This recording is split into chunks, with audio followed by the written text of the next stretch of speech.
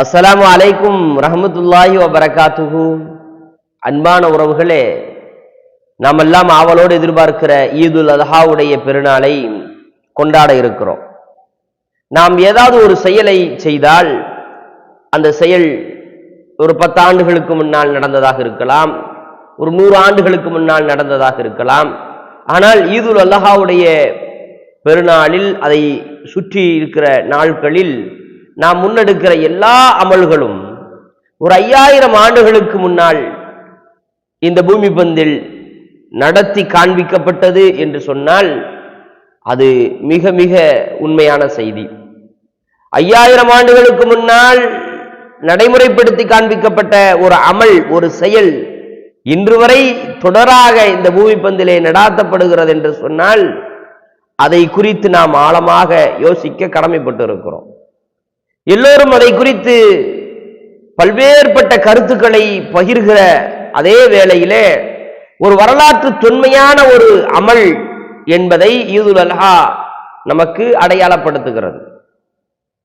இப்படிப்பட்ட அல்லாஹுவை வணங்குகிற செயல்களிலேயே வரலாற்றில் தொன்மையான ஒரு பார்வையை நிலைநிறுத்துகிற ஈதுல் அத்ஹாவுடைய இந்த பெருநாளை, அந்த பெருநாளிலே நாம் செய்கிற குறிப்பாக குர்பானியை எப்படி நாம் பார்க்கிறோம்? இன்று சமூகத்திலே தவிர்க்க வேண்டிய 2 பண்புகள் இருக்கிறது. குர்பானியுடைய விஷயத்திலே ஒன்று என்னவென்றால், நாம் அல்லாஹுவிற்காக இந்த செயலை செய்கிறோம் என்பதில் இருந்து மாறி மனிதர்களுக்காக, என் பக்கத்து வீட்டுக்காரவங்க நம்மளை என்ன செய்யக்கூடாது, ஏதாவது குறை சொல்லிடக்கூடாது, நம்மை போன்ற சக பணக்காரர்கள் நம்மை குறைத்து மதிப்பிட்டு விடக்கூடாது, அதுக்காக வாங்கு, பெரிய ஆடா வாங்கணும். ஆட்டை வாங்கிவிட்டு, நான் எவ்வளவு பெரிய ஆடு வாங்கியிருக்கேன் தெரியுமா, அது எவ்வளவு பெரிய என்ன ஜாதி தெரியுமா, அதனுடைய காதை பாரு, அதனுடைய கொம்பை பாரு. வேற அன்பிற்குரியவர்களே, சோடை இல்லாத எந்த குறையும் இல்லாத ஒரு ஆட்டை வாங்குங்கள் என்று பெருமானார் ஸல்லல்லாஹு அலைஹி வஸல்லம் கட்டளையிட்டு இருக்கிறார்கள் என்றால் அதற்கு அடிப்படையான காரணங்களை அறிஞர்கள் சொல்லித் தருகிறார்கள். நீங்கள் அதை குறையில்லாமல் அழகான கொழு கொழு என்கின்ற ஒரு பிராணியை நீங்கள் கண்முன்னால் வைத்திருக்கிற போது அதன் மீது உங்களுக்கு அன்பு ஏற்படலாம், பாசம் ஏற்பட வேண்டும். அந்த பாசத்தை, அந்த பாச பிணைப்பை இறைவனுக்காக நீங்கள் அர்ப்பணிக்க வேண்டும் என்பதுதான் அதிலே கோடியிடப்பட்டிருக்க வேண்டிய செய்தியாக இருக்கிறது. நாம் இன்று அதை பெருமையாக நினைத்து அந்த ஆட்டை அல்லாஹ்வுடைய பாதையிலே கொடுக்கிறேன் என்கின்ற நிலை மாறி தங்களுடைய பெருமையை நிலைநிறுத்துவதற்காக கொடுக்கிறோம் என்று சொன்னால் அது மிகப்பெரிய கஷ்டமும் அது நஷ்டமாகவும் மாறிவிடப் போகிறது. இரண்டாவது மிக முக்கியமான செய்தி, ஈதுல் அத்ஹாவிலே கவனிக்க வேண்டிய செய்தி, கூட்டு குர்பானி. கூட்டு குர்பானியிலே நாம் எங்க ரொம்ப கம்மியான காசு இருக்கோ பேசாம அங்க கொடுத்துருவோம், அப்படி யார் நமக்கு தர்றா என்று அதை அப்படியே கொடுத்துட்டு காண்டும் காணாமலும் இருக்கிற ஒரு பண்பு இருக்கிறது அல்லவா, அதை மார்க்கம் முற்றிலுமாக தவிர்க்க சொல்லுகிறது. ஈதுல் அத்ஹாவுடைய பெருநாளில் குர்பானி மிக முக்கியமானது. அந்த குர்பானி தியாகத்தின் பேரால் செய்யப்படுகிறது. அந்த தியாகத்தையே நான் அலட்சியப்படுத்துவேன், தியாகத்தையே அலட்சியமாக கையாளுவேன் என்று சொன்னால் அது மிகப்பெரிய ஆபத்து.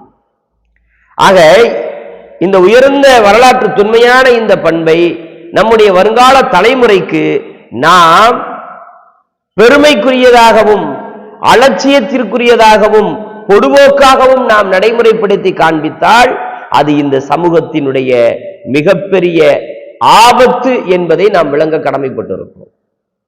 ஆபத்து நம்முடைய வருங்கால தலைமுறைக்கு ஏற்படுகிற ஒரு தவறான புரிதல், தவறான பார்வை.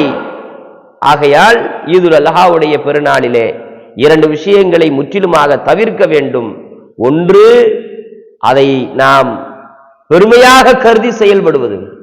இரண்டாவது, அலட்சியமாக கவனக்குறைவாக அதை நாம் கையாளுவது.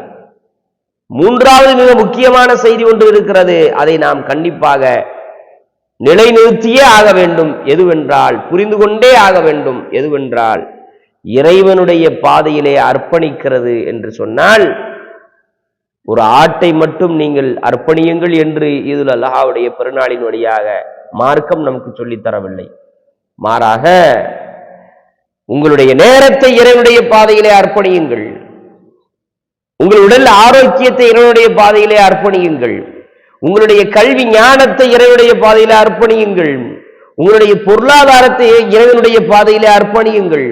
உங்களுடைய உடன் பிறந்த சகோதரனுக்காக, உங்களுடைய அண்டை வீட்டாருக்காக, உங்களுடைய தெருவில் வசிப்பவர்களுக்காக, உங்களுடைய சமூகத்திற்காக உங்களை நீங்கள் தியாகம் செய்ய கற்றுக்கொள்ளுங்கள்.